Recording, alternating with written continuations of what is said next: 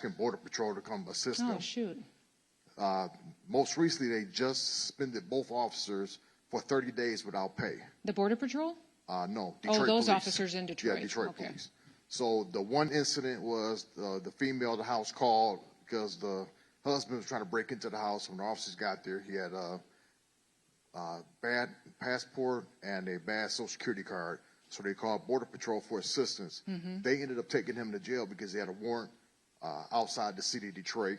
The second one was a traffic stop. The fingerprint reader wasn't working, so they called for them to bring theirs over there, and the person had a warrant also. So both officers got suspended without pay for 30 days. So did the officers that did the arresting, was that the Detroit officers that did it, or did the Border Patrol? Border Patrol ended up arresting them because one had an out the city warrant, and the other one had other information that. Okay. That's one of the things that I think a lot of citizens don't necessarily know is that CBP and ICE are law enforcement officers and do enforce other crimes that have been committed. But if we can be advocates for those law enforcement officers, we certainly will. And maybe we could come up with some kind of an agreement that would allow those officers to still be able to call on Border Patrol for backup and assistance when they need it. I hate to put them in a situation where now the officers in Detroit, when they need help and need assistance, that they can't call on Border Patrol when they might be the closest asset. So maybe I'll get some contact information from you and see what we can do to work out an agreement with Detroit on being able to call on Border Patrol with some guidance on how those interactions will work. Okay, thank you. You bet. Thank you. Good afternoon, Madam Secretary. My name is Don Famuina, and I represent the State of Hawaii Organization of Police Officers. First of all, I would like to extend our sincerest aloha and mahalo for all that you and your administration are doing. Given Hawaii's status as a major international gateway, how is DHS balancing the current administration's strict zero-tolerance border policies with the unique reality of Hawaii's isolated geography and its dependence on international tourism?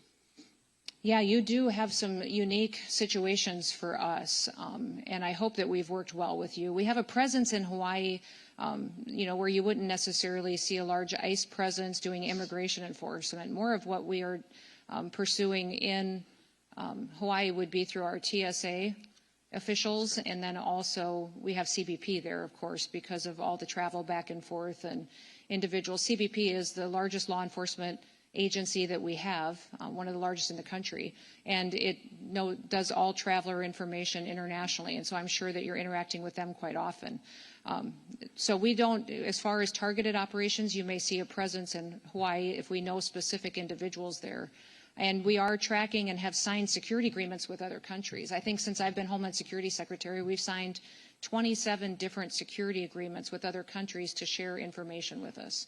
If they have a dangerous individual that they think maybe has traveled into the United States, we will share those databases with each other. They share theirs with us so that we know when some of these individuals are coming into the country. And that may be, I'd say, the vast majority of the interactions you'll see in Hawaii. If you've got some suggestions for us or experience, I'd sure love to hear. We'll definitely do that. Mahalo.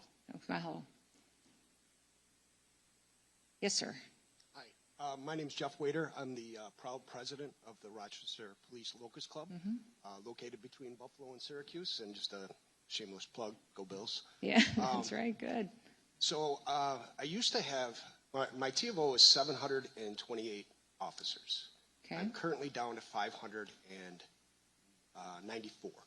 And I had two more come in the other day that they're retiring. And we have a very, very difficult time retaining our members, but also hiring. And I know this is a issue throughout the country, especially in larger communities.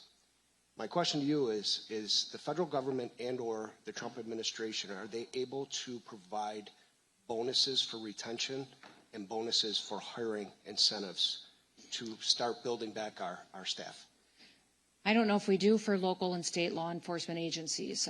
We have been doing that at our federal level with our departments, CBP and ICE. We have done that. We also, I put in the budget request a 10% increase for all of our federal officers. I wasn't granted that, but we're going to get there hopefully in this next budget round. I will look to see what latitude we have to do that. We'd have to do it in a way of grants with restrictions that it could only be plugged into salaries and bonuses. I think, you tell me, we've done a lot of hiring bonuses. And for me, it is just as important to do retention bonuses. I think it must be extremely discouraging for officers who've served for years to see other individuals hired with a huge hiring bonus while they've been showing up and been dependable and been doing the work day after day and not see that. So it's one of those things that we're working on in our department as well. Thank you. And just a side note to that is that we're seeing things now where officers will buy 3 years worth of military time and they do 17 years and they walk out the door at 20. That's so they're right. not even doing their full 20 anymore. They just want to get out. So That's right. whatever we can do to help retain them and hang on to them. Did you lose most of your people through retirements and early retirements like that? yes. Yeah. Since 2020, we had our riots and our protests. Our projection right now is by 2030, 54% of my membership will be eligible to retire. Okay. And they're projecting that we'll be down to 500 officers at that point. See, and that's our challenge at the federal level, too. We've got Secret Service is under my department, and we see that, though, through other federal agencies, that we've got the next 2 or 3 years a high number of retirements coming our way. We've done huge recruitment drives, and we've hired a lot of new officers, but we also need to hang on to them and make sure we're taking care of the ones that are with us. All right, let me look at that. Thank you very much. Thank you. Yes, sir. Hey. Good afternoon, Madam Secretary. Thank you afternoon. for taking the time out of your busy schedule to answer our questions. My name is John Crystal. I'm a captain with the Newark Police Department and the president of the Newark Police Superior Officers Association. The question here is, how does the Department of Homeland Security foresee the current Trump administration reconciling federal policies with state policies in referencing to the sharing of information by local and state agencies when it comes to illegal aliens wanted for crimes? Mm-hmm. Some of our sanctuary states, just like New Jersey and Newark, they've implemented policies, executive orders, introduced legislation barring cooperation with the Department of Homeland Security with sharing of this information. Yeah, I was disappointed to see that come out of New Jersey. It's been hard to see that. We've seen several states and governors stand up and say that they were going to stop cooperation and make it illegal to partner with us. One of the things that we need to do a little bit more is highlight how our 287G agreements can be flexible and can work differently. I'm coming to meet with a lot of the New York State sheriffs here real soon and get some ideas from them on ways that we can have informal agreements if necessary to do that. There's also, I found that a lot of sheriff's departments, smaller departments, don't necessarily have the technology they need as far as retina scanning or databases that feed into the federal systems. And if we can help with some technology funding and get that into these departments, it would help us on the national scale, the federal scale, but also help you guys be able to get people logged into the system, and at least we would know where these bad actors are. Even if there's not much cooperation going on as far as honoring our detainers or cooperating with us, at least if we know where these criminals are, we can still be aware for when they're released on the streets. But for us, our preference is to always figure out a way that we can work together. On enforcement operations, at least to be able to have local law enforcement provide backup or respond should we need officer assistance. Beyond that, it'd be great to have these communities honoring our detainers. But I will continue to go talk to these governors, have conversations with leaders and state legislators to see what I can do to push back on some of this legislation we're seeing. All right, thank you very much. Oh, by the way, another question. Are you religious? Because you're the answer to all my prayers. There we go. I am, sir. And who knew? Oh, gosh. Good deal. You're going to have to top that one. I don't know. I don't know. That's a tough act to follow. Right. Let me He tell you might be something. my favorite. New York's always hard to follow. That's right, it Right, is. guys? Okay. I'm Sergeant Walcott. I'm the Chief Steward with the Memphis Police Association for Memphis Police Department. Well, look at you. You guys have been rock stars. Woo! Y'all have been rock stars helping us out. So I don't get this up a little higher. Firstly, everyone in this room knows that Memphis has statistically been one of, and in some years, the most dangerous city in the United States. Mm-hmm. The federal support that our department has received since September of 2024 has been nothing short of a miracle. Our crime rates are much lower when compared to the same exact months the preceding year when we had no help.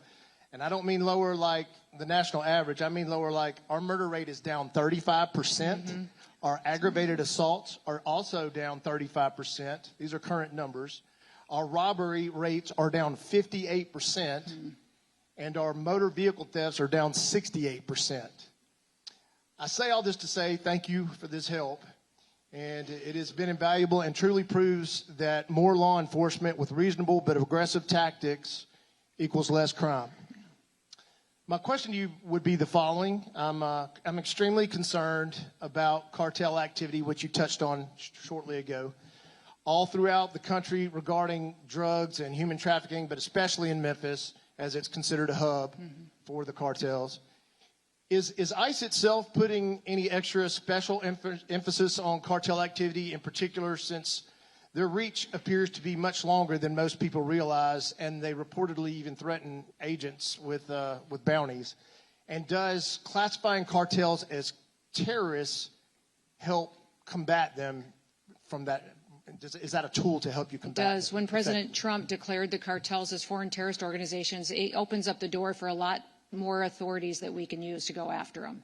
So now, and you've seen him, obviously, partner and take action against leaders even in Mexico. And that is just the start of the operation that we are undertaking as the Trump administration. Listen, what happened under the last administration by having that open border, it allowed the cartels to get rich, to grow, to become, they had unfettered access, and their ability to make money was compounded over and over and over again. They could do whatever they want with the human trafficking and drug trafficking. So they are extremely, extremely wealthy and strong and sophisticated in the technology we see them using against us, and their ability to operate in cyberspace as well, and then with how they're using drones to bring drugs over the border now, and tunnels that are almost like pipelines where they're not even large enough to shoot people through, but they are enough to get drugs through. So we have all kinds of new challenges, and that's why President Trump is undertaking going after the cartels by addressing it from the Western Hemisphere. He will have a big agreement that I'll be there with him on Saturday with the Department of War and the Department of State on how we're going to go after cartels and drug trafficking in the entire Western Hemisphere. So this challenge, we've realized, is big. We've always known that, but if we're really going to address it, we have to look outside of our borders to kill off the cartels before they continue to build up more and more strength and keep killing our Americans.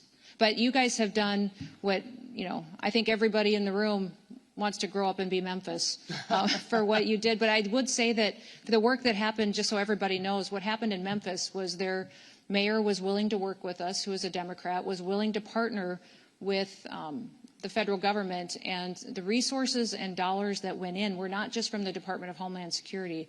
The Department of War contributed, the Department of Justice contributed. It was incredible to see different agencies in the federal government go and show up and cover the costs of having that operation and make sure that people there could see a difference and they could see hope again. And people almost need to see it and feel it. That's what happened in D.C. when we did the D.C. operation. Is it took a few weeks for people to realize and feel the difference of what it was like to be in a city where you could walk down the street again, where you could go have dinner again. You didn't have to worry about your car being carjacked if you wanted to go out for dinner that night. And once people feel that, it's almost like they get to feel freedom again. And that's what Memphis is providing to them. So we need to figure out a way to tell your story to other cities and show them that it can be an opportunity to restore their way of life again. Absolutely. Yeah. Thank you for so your much. leadership. You Yes, bet. ma'am. Thank you. Anybody else? Yes, sir. You bet.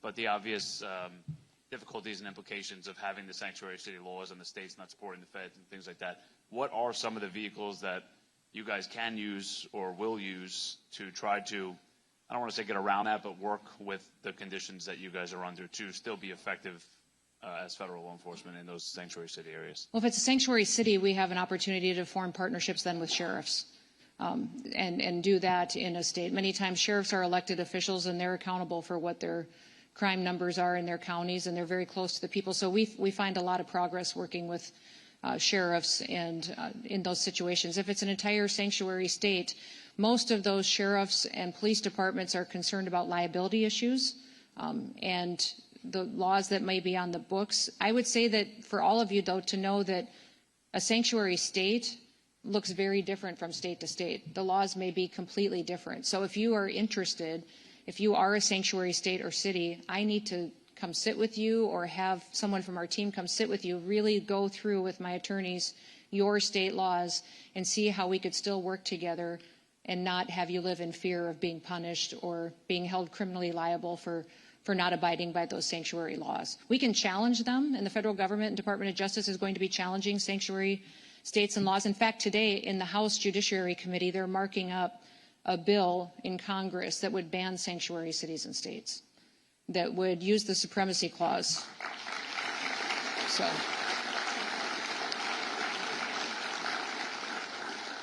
So if we could, it will pass out of committee, I think, and pass out of the House. We're hopeful the Senate would take that up, but it's a constitutional compliant piece of legislation that would fundamentally change the way that we do public safety across the country. So if that can happen in the meantime, we figure out how we can work together to do notification of individuals that may be released or individuals that we could partner with you to get them out of your community. You bet. Yes. Thank you, ma'am. This is going to sound a little bit like a sales pitch, but it's not, I assure you. Okay. I work for a company called Vertex. We already have a very nice contract with Homeland Security, so this doesn't count. Good. I bring a unique perspective. I don't have a question for you. I have a comment. Okay. I live just outside the city of Portland. Mm-hmm. I work on our federal team, so I work with your agents all over the country. HSI, ICE, Secret Service. I see them being treated like garbage in various places, up to and including with extreme violence.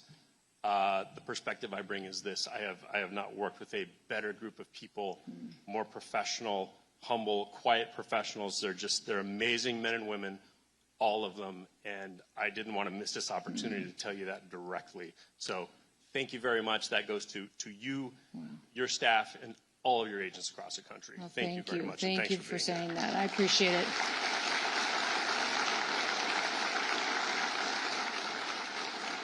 I will let them know that you said that. That means a lot to them. They face some challenging times. They have a lot of good days too, but they're just trying to do the right thing and make sure that we're doing the job and upholding the oath that everybody took when they signed up for law enforcement. So, well, thank you, everybody. Thank you for letting me be with you. You have a fantastic meeting. Thank you for your leadership. Thank you for coming to this conference and spending some time together. I hope you get some fellowship. From what I understand, cops are pretty good at that. So you have fun. I'm sorry I can't stick around for it, but God bless you. And may God continue to bless our great country. Have a great day.